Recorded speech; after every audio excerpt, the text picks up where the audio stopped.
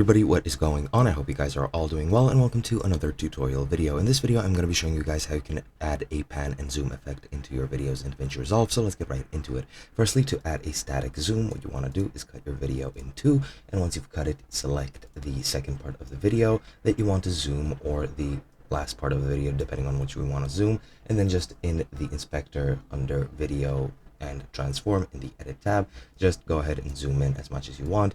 And now if I play the video, as you can see, it statically zooms in.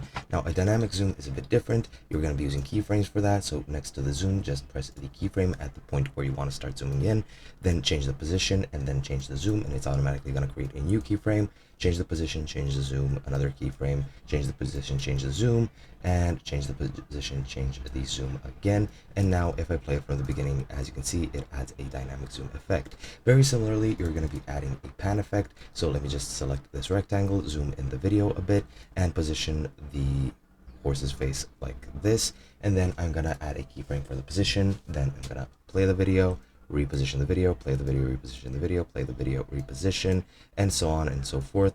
And now the camera is going to be after the horse's face. So if I zoom way out, as you can see now, if I play the video from the beginning, it moves around and it follows the horse's face. And that's pretty much the pan effect, and that's both the pan and zoom. Hope you guys enjoyed, and I'll be seeing you guys in another video.